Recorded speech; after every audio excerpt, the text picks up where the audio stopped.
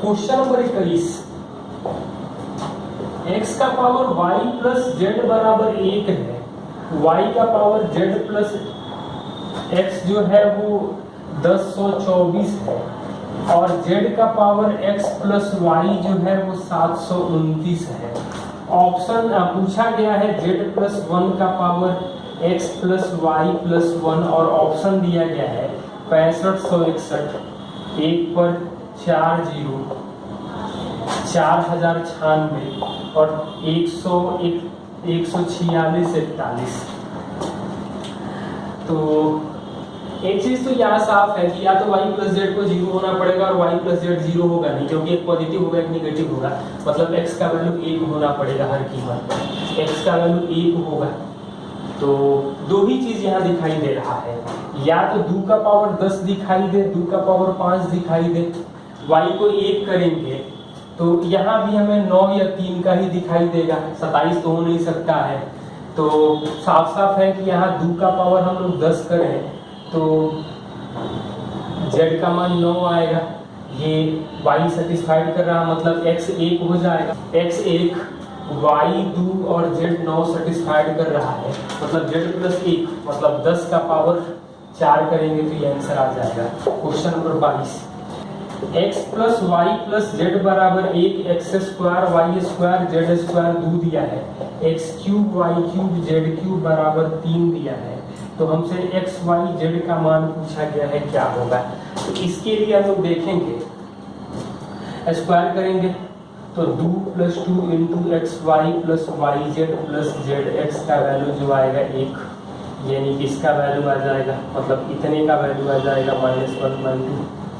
तो x cube y cube z cube minus 3x y z मतलब 3 into -3t मान ले रहे हैं, तो ये आ जाएगा 1 इंटू 2 माइनस 1/2, 3 माइनस 5/2 आ रहा है 3t, 1/2 आएगा t का वैल्यू मतलब एक्स वाई जेड जो आ जाएगा 1/6 आ जाएगा। त्रिभुज पी क्यू आर में एंगल Q और एंगल R का अंतः द्विभाजक ऊपर मिलते हैं। एंगल QPR 70 दिया गया है, PQR ये 70 दिया गया है, इन दोनों के द्विभाजक मिलेंगे ऊपर, तो एंगल QOR जो आएगा वो 90 प्लस 70/2 आ जाएगा मतलब 125 डिग्री। क्वेश्चन नंबर 24, त्रिभुज PQR में PQ बराबर PR ये दिया गया है। RS और QT माध्यिकाएं हैं, मतलब मध्य बिंदु पर होंगी, तो ये 2x होगा, ये x होगा, ये 2y होगा। माध्यिकाएं एक दूसरे को समकोण पर काटेंगे, मतलब चारों कोण 90 डिग्री होगा। और हमसे पूछा गया है वो PQ का स्क्वायर बटा में QR का स्क्वायर, मतलब PQ बाई QR का भी स्क्वायर एक ही चीज है, क्या होगा।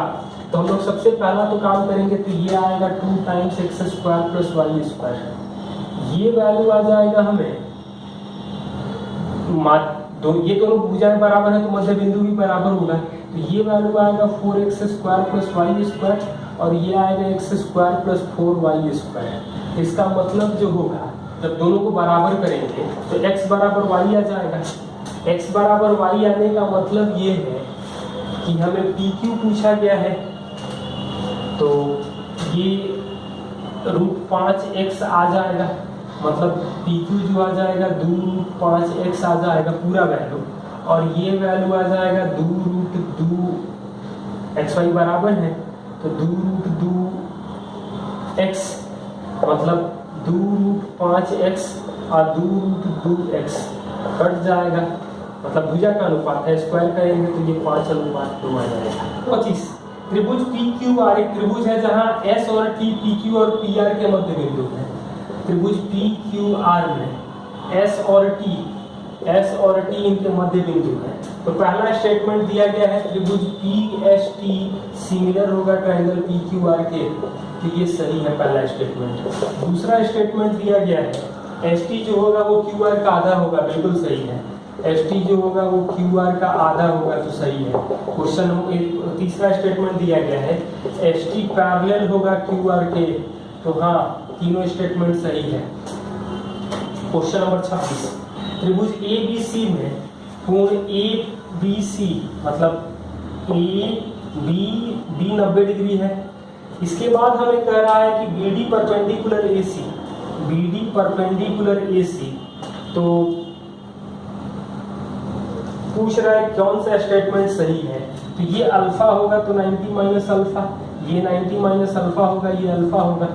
अब हम लोग सिमिलरिटी अप्लाई करें तो हम लोगों को क्या क्या दिखाई देगा।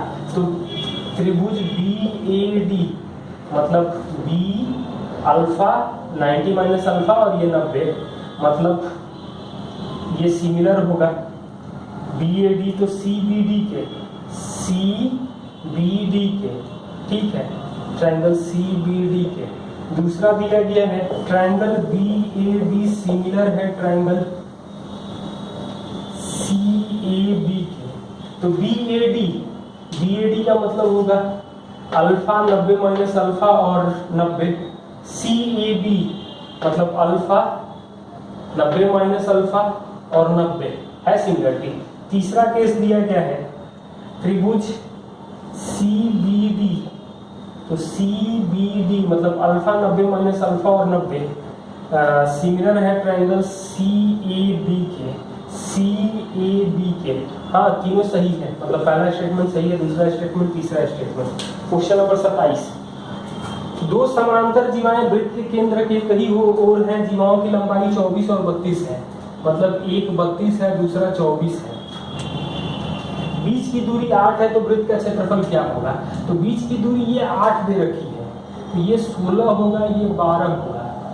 तो बीच की दूरी 8 है मतलब इसको x मानेंगे, तो x स्क्वायर प्लस 16 स्क्वायर बराबर x प्लस 8 का स्क्वायर प्लस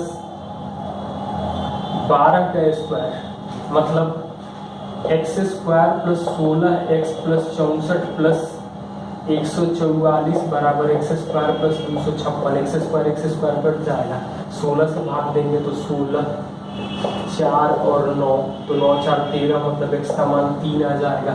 x का मान 3 आ जाएगा मतलब r स्क्वायर जो आ जाएगा वो आ जाएगा 9 प्लस 265।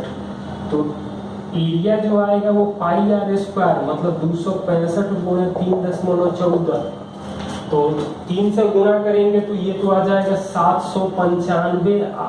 ये 1/7 से थोड़ा सा ज्यादा हो, मतलब 1/7 से थोड़ा सा कम होगा, तो इसका 7 मतलब 37 से थोड़ा सा ज्यादा होगा। तो अप्रोक्सीमेटली देख ले कौन सा ऑप्शन जो है वो 832 के आसपास में आ रहा है। तो 832 के आसपास में क्या 832.86 का एक ही ऑप्शन दिया गया है। तो इस तरह से हम लोग ऑप्शन का भी सहारा लेंगे और पूरा हमें कैलकुलेट भी नहीं करना पड़ेगा। 0.14 जो होता है 1/7 होता है अप्रोक्सीमेटली, एग्जैक्टली नहीं। क्वेश्चन नंबर 28, 4 सेंटीमीटर और 6 सेंटीमीटर त्रिज्या के दो वृत्त एक दूसरे को अंदर स्पर्श करते हैं। तो बड़ी वृत्त के बड़ी जीवा जो अंतःवृत्त को स्पर्श करती है, तो ये अंतः स्पर्श करते हैं, तो ये हमें निकालना है। मतलब ये 12 है पूरा, तो ये 8 होगा मतलब 4, यहाँ से ये 6 है तो ये 2 बचेगा। तो जीवा जो आ जाएगा वो आ जाएगा 2 गुण, मतलब आधा हम निकाल रहे हैं ये वाला भाग। तो 6 स्क्वायर माइनस 2 स्क्वायर 36 माइनस 4 32 का वर्गमूल 4 और 2 यानी कि 8 फुट 2 सेंटीमीटर आ जाएगा।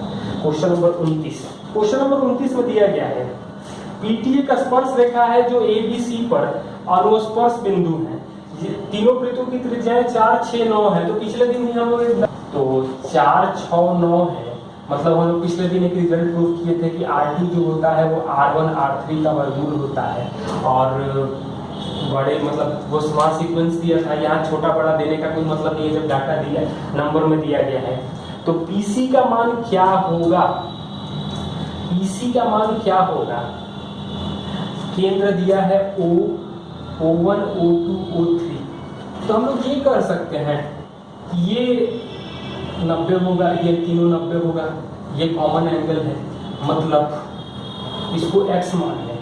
तो x प्लस 4 बटा में 4